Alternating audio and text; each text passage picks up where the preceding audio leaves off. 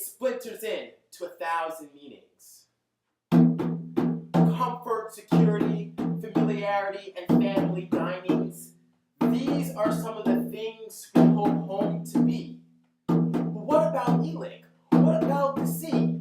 You see, Elik was born of the sea. Home thus isn't about comfort or security.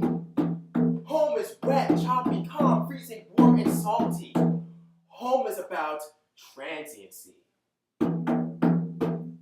Like the sea, home is fresh beginnings, swallowing up past disdainful endings, making it right and anew all the painful memories, erasing all the unbearable ones.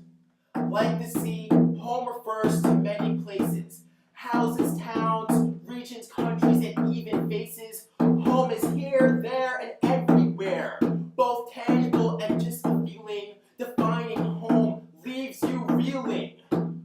Reeling into a timeless black hole where past, present, and future all converge. For once, home is just a part and not the whole.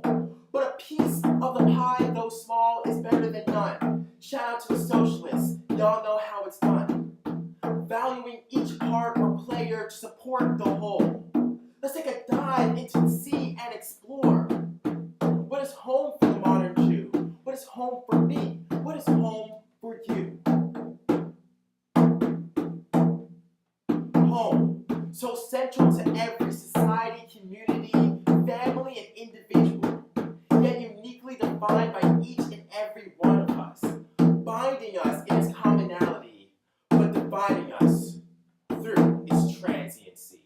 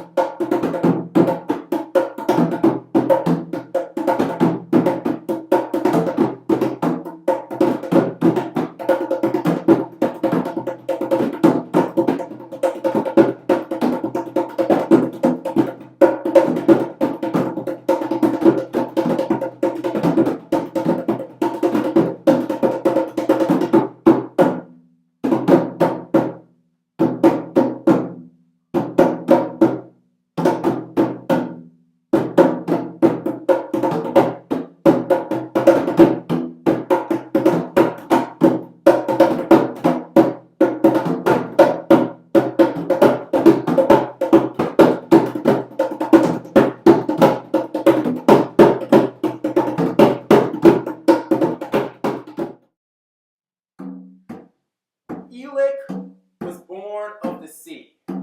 Why? Because he was the first generation of Jew to be free. Free of pogrom and systematic persecution, a Jewish state, Israel, was indeed the solution. Yes, Israel, the home for all Jews, is the commonality. But before declaration, the modern Jew's narrative of history is littered with transiency, like cigarette butts on the streets of New York City. Prophesied in the Bible. And the Lord will scatter you among all peoples, and there shall be no resting place for the sole of your foot. You see, the real experience is lifted right from the Holy Book. Expelled from the land into the diaspora, scuttling around the cockroach of society, reminiscent of the years in the desert numbered 40. But this time, there's no sustenance from the Creator, there's no manna. All that is left is the splintering of transiency. Proven through the truth of time, expelled from country to country, government to government, people to people, and their crime? Living as Jews and collecting the tax dime. But cockroach resilient with cockroach resilience. Jews spread their seed far and wide, scattered and divided amongst hostile nations. A nuke couldn't kill us, we always survived.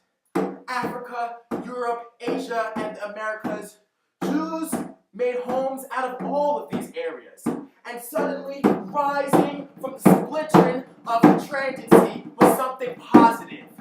The realization of Jewish diversity. Sephardic, Mizrahi, Ethiopian, Ashkenazic. These rich traditions of Judaism are an infusion of religion and new home living. For the Jew, home no longer only meant Israel. Home expanded its identity. Home became a multiplicity of all the many homes throughout history, preserved through the traditions and rituals, despite the hardest efforts of our enemies. So while home for the modern Jew has become divisive in its transiency, we can still celebrate its gift of diversity, for it has retained its binding quality of commonality, as Israel remains the undisputed home for all Jews.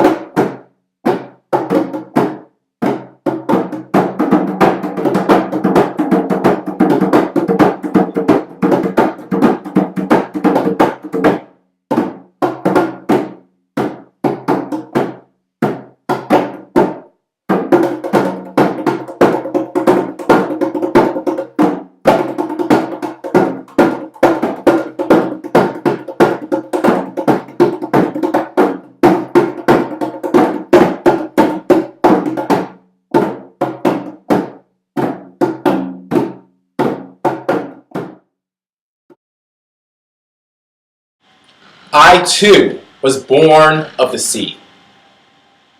Because like Elik and the modern Jew, home for me is also characterized by transiency.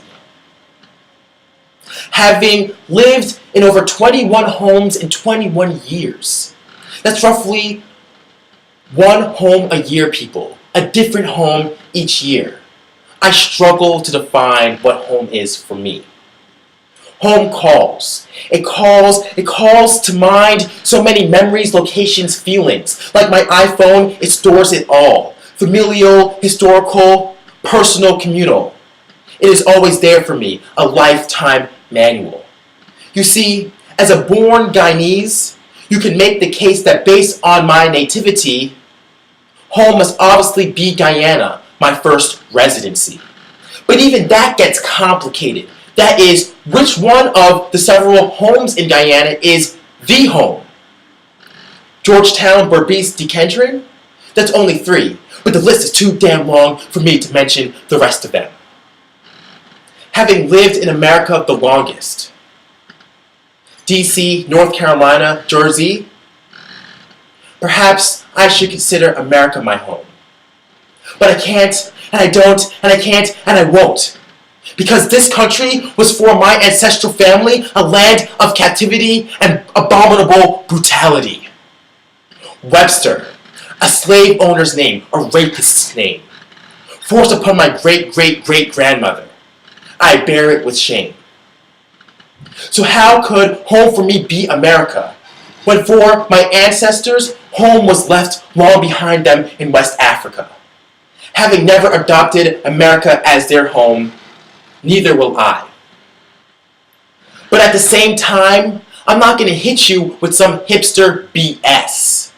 I can't call West Africa my home. I've never been there. I have no connection to it at all, except for the knowledge from the classroom that I can recall. Home for me is thus none of these places. I'm getting close now, closing in on the king like a game of chess.